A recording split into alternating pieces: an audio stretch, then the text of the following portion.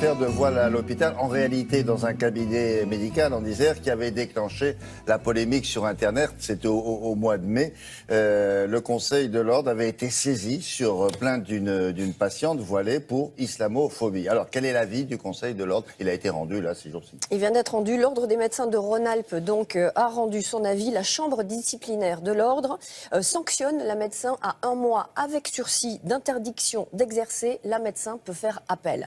Ça, c'est pour la décision. Alors, devant le nombre de plus en plus important de frictions rapportées dans le milieu médical, il y a une question qui se pose aujourd'hui, c'est est-ce qu'un médecin a finalement le droit de refuser un patient? Alors, il y a un article du Code de déontologie, c'est l'article 7 du Code de déontologie médicale qui dit non, on ne peut pas refuser un patient.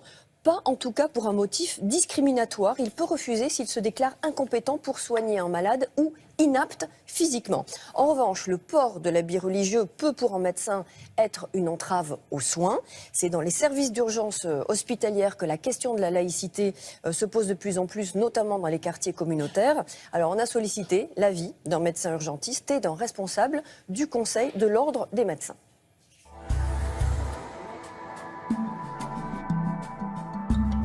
Au service des urgences, c'est très compliqué. Parce que d'abord, c'est des zones de friction avec souvent des systèmes communautaristes d'ailleurs qui sont bien organisés et qui arrivent parfois en force et qui d'un coup vont expliquer qu'ils ne veulent pas que la femme soit examinée par un homme ou qu'une femme examine un homme. Le port du voile, et notamment le niqab ou tous ces éléments-là, ces parures, nous gênent parce que l'inspection et l'examen clinique de quelqu'un, ça commence par le regarder. Il y a l'examen clinique, la sémiologie, c'est comme ça fait partie, le palper, etc. Ça fait partie de l'examen clinique du médecin. Souvent, la femme arrive avec le niqab, le hijab ou le tchador, elle arrive, et derrière, vous avez le monsieur barbu qui est derrière et qui dit il faut pas le faire, faut pas examiner, etc. Et on sent que la dame devient un objet de revendication, ce qui n'est pas très d'ailleurs sympathique pour la personne, puisque son état de santé passe après la revendication religieuse. C'est des choses qui n'existaient pas il y a quelques années et qui posent de vrais problèmes de fonctionnement maintenant. Que faire lorsque la patiente qui porte un habit religieux demande une femme pour l'ausculter?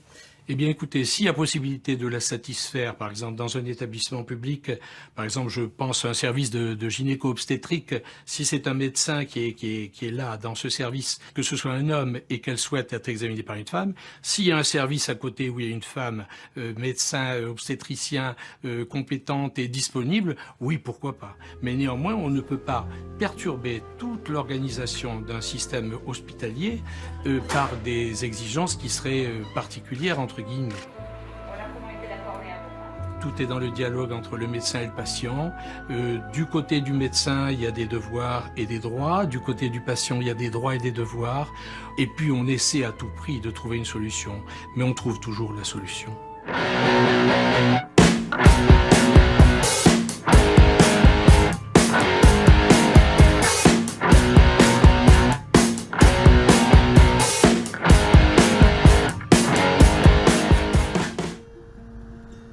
En Italie, l'avortement est légal depuis près de 40 ans. Comme en France, c'est un droit dont toute femme dispose pendant les 3 premiers mois de sa grossesse.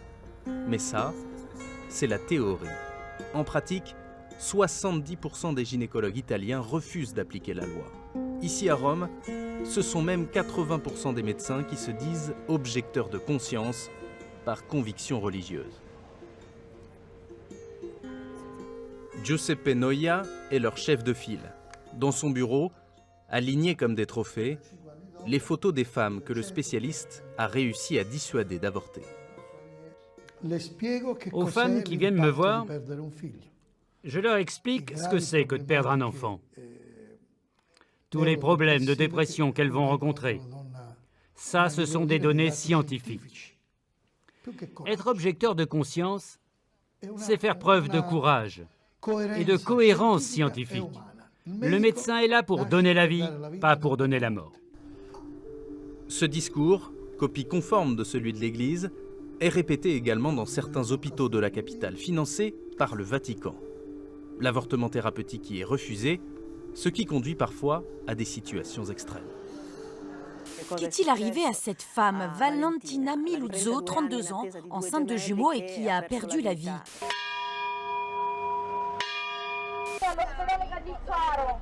En octobre dernier, elle entre à l'hôpital de Catane. Elle souffre d'une septicémie provoquée par la mort de l'un des jumeaux.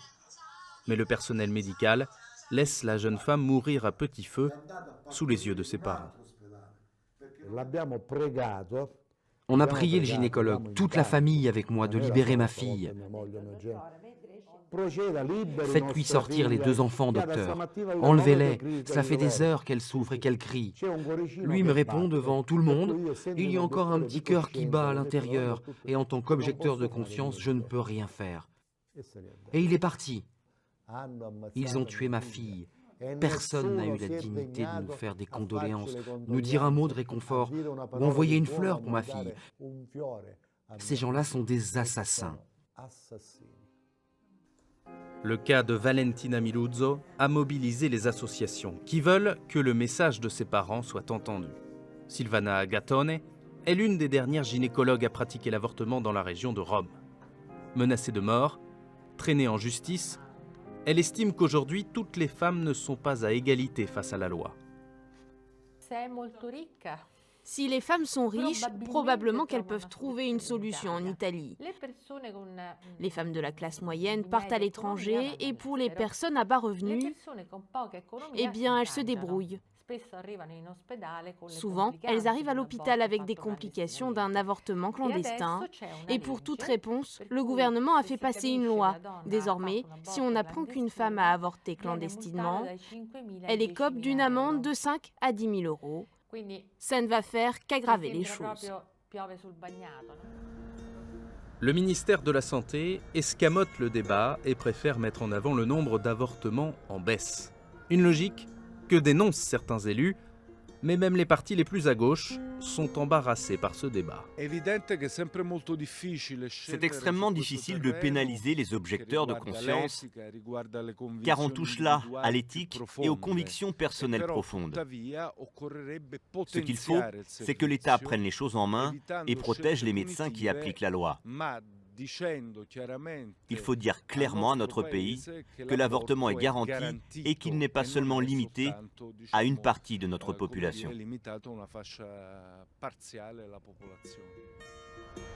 Le Conseil de l'Europe a d'ailleurs sermonné l'Italie pour cet accès inégal à l'avortement qui pousse de nombreuses femmes vers la clandestinité.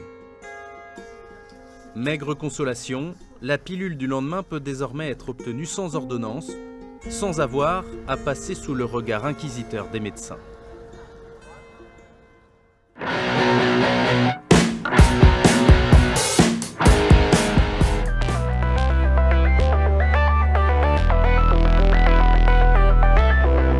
On propose l'abrogation de la clause de conscience spécifique que les médecins ont obtenue dans la loi de 1975.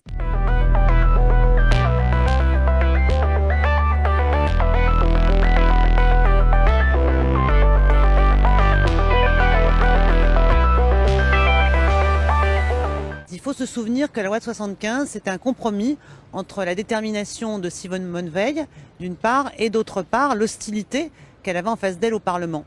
Et parmi ces compromis, il y avait l'exigence d'une condition de détresse, un délai réduit à 10 semaines, un double entretien. Progressivement, toutes ces concessions ont été abrogées ou réformées. Il ne reste qu'un vestige de ces compromis, c'est la clause de conscience.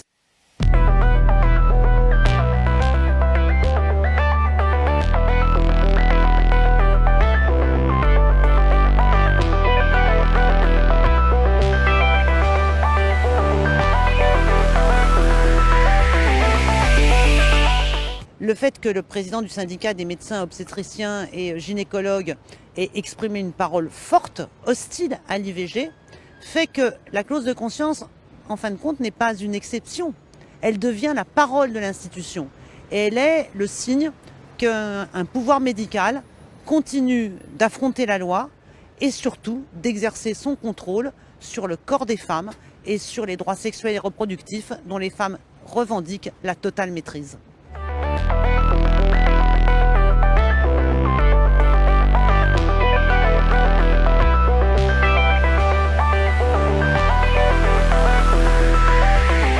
Il y a des services dans lesquels l'IVG est difficile d'accès, des services dans lesquels il n'y a pas de médecin pour la pratiquer, des services dans lesquels on ferme pendant 1 mois ou 2 mois l'été l'accès à l'IVG parce qu'il n'y a personne pour le faire. Et ce que nous analysons, c'est que cette clause de conscience, elle est le point d'appui de tous les adversaires de l'IVG.